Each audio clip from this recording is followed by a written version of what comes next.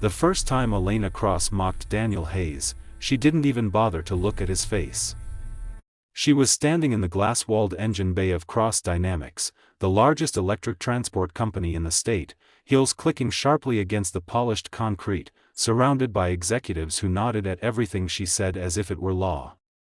The prototype engine in front of her had failed again, smoke curling, alarms screaming, millions of dollars bleeding away by the second, and Elena, the youngest CEO in the company's history, was furious. Her patience had already been shredded by sleepless nights, hostile board meetings, and a press countdown announcing that if this engine didn't work by morning, her reign as CEO would likely end. That's when someone mentioned the single dad mechanic from maintenance. Elena laughed, sharp and dismissive, the kind of laugh that silences rooms. When Daniel stepped forward, oil-stained hands, worn boots, a face marked by exhaustion that came from raising a child alone and working double shifts, Elena finally looked at him, and what she saw confirmed every bias she carried. Poor. Invisible. Replaceable. You, she said, her voice slicing through the room. You think you can fix what my engineers couldn't? The executives shifted uncomfortably, but no one defended him. Daniel didn't flinch. He had learned long ago that dignity didn't come from how others spoke to you, but from how you stood when they did. I'd like to try, he said calmly. Elena scoffed, crossing her arms. Then, half joking, half cruel, she said the words that would haunt her forever, fine. Fix this engine, and I'll marry you. Laughter rippled through the room. Cameras from the internal media team caught everything. Daniel didn't laugh. He only nodded once, quietly, because somewhere deep inside him, this wasn't about her insult. This was about keeping his job, about buying asthma medicine for his 6-year-old daughter Lily, about proving, if only to himself, that he was more than the world kept telling him he was. As the room emptied, Elena leaned toward her assistant and muttered, "Give him an hour. Then escort him out." What Elena didn't know was that Daniel hadn't always been just maintenance. Years earlier, before his wife died in a late-night crash and his life collapsed into survival mode, Daniel had been a prodigy, an engineer whose designs had been quietly shelved, stolen, and forgotten when he chose family over fame. He knelt beside the engine now, listening, not just to the sound, but to the rhythm of it, the way a doctor listens to a heartbeat. His mind traced patterns others missed. 30 minutes passed. Then 45.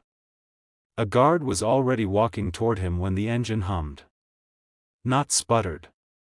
Not struggled. Hummed, smooth, stable, alive. Screens flickered.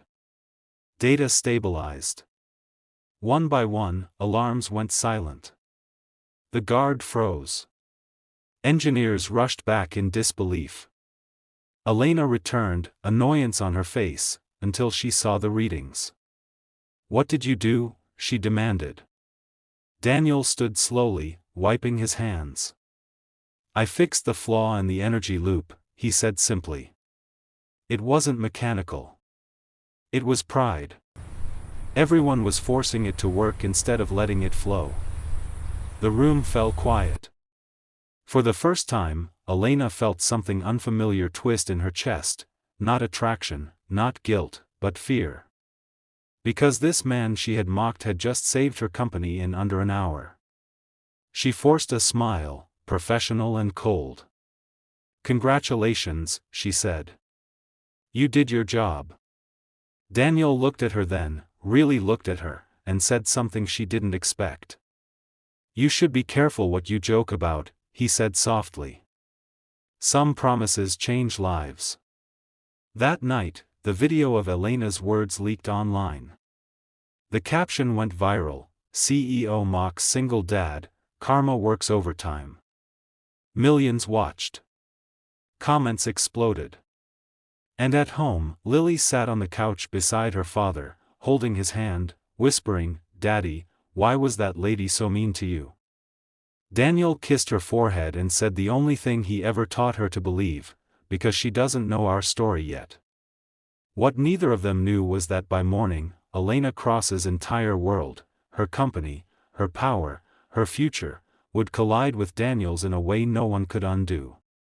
And if you're wondering what happens when pride meets quiet strength, when cruelty meets integrity, and when a mockery turns into destiny, make sure you subscribe to this channel, because Chapter 2 doesn't just end this story, it changes everything. By sunrise, Elena Cross was no longer the untouchable CEO the world feared, she was a headline.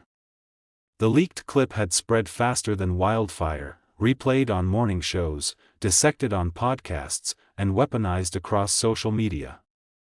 Arrogant CEO humiliates single father, one banner read.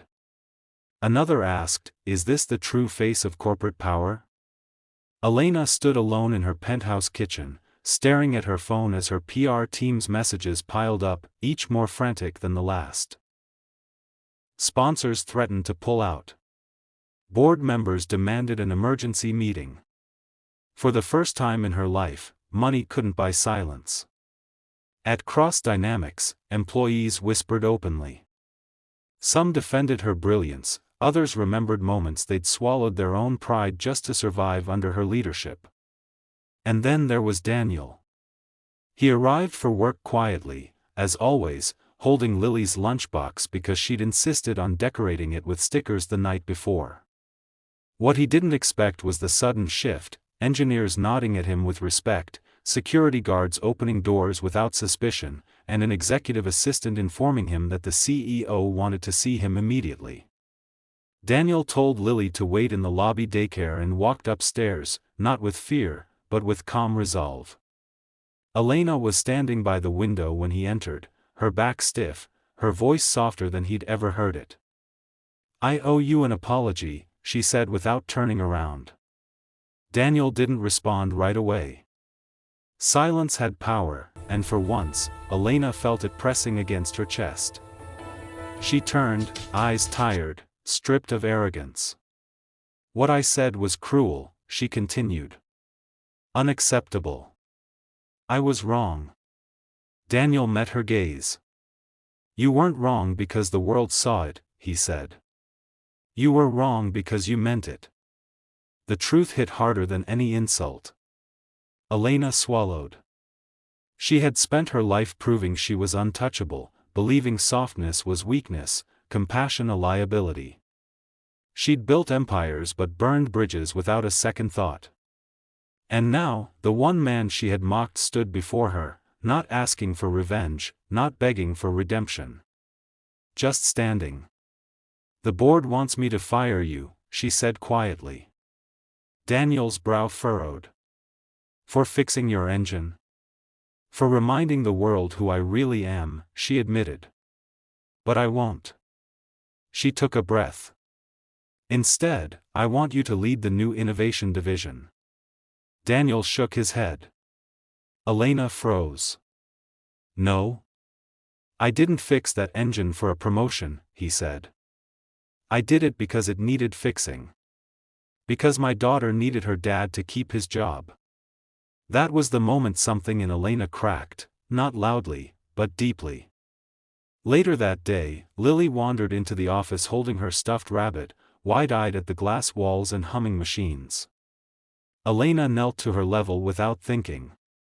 "Hi," she said softly. Lily tilted her head. "Are you the lady who was mean to my daddy?" The room went silent.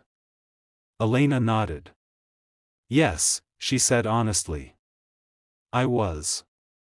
Lily studied her for a moment, then said, "Daddy says people can change if they really try." Elena felt tears burn for the first time in years. Weeks passed. The outrage slowly faded, replaced by something unexpected, Elena publicly stepping back, sharing power, crediting Daniel openly for the engine breakthrough. She attended Lily's school science fair. She listened more than she spoke. One evening, as Daniel packed up his tools, Elena approached him with a faint, nervous smile. "Do you remember what I said?" she asked. "About marrying you if you fixed the engine?" Daniel nodded. I remember. I wasn't joking, she said quietly. But not in the way you think. She paused. I don't want to marry a mechanic who saved my company. I want to become someone worthy of the man who saved my humanity. Daniel looked at her for a long moment. Then he smiled, not triumphant, not bitter, but gentle. That, he said, is something you have to fix yourself. Months later, Cross Dynamics launched the most successful clean engine in industry history, with Daniel credited as lead architect and Elena stepping down as sole CEO to rebuild the company culture from the ground up. And on a quiet Sunday afternoon, at a small park far from cameras and headlines, Elena Cross knelt, not in power, but in humility, and asked Daniel Hayes if he'd walk beside her, not as a promise made in mockery, but as a future earned in truth. Lily clapped. Daniel said yes. And if this story reminded you that real strength is quiet, real power is kind, and real endings come when people choose to change, then subscribe to this channel, because the next story might just change how you see the world too. The world thought the story ended when Elena Cross knelt in that quiet park and asked Daniel Hayes to walk beside her, but real endings don't arrive with applause, they arrive with tests. Months after the headlines faded, Cross Dynamics faced its greatest challenge yet. A rival corporation launched a ruthless campaign, trying to discredit the new engine by leaking false reports and resurrecting Elena's past arrogance as proof that nothing had truly changed. Investors panicked. Employees feared layoffs. And once again, all eyes turned to Elena. This time, she didn't retreat behind glass walls or legal teams. She walked onto the factory floor beside Daniel, sleeves rolled up, listening instead of commanding. When engineers argued, she asked questions. When mistakes surfaced, she took responsibility. Daniel watched quietly.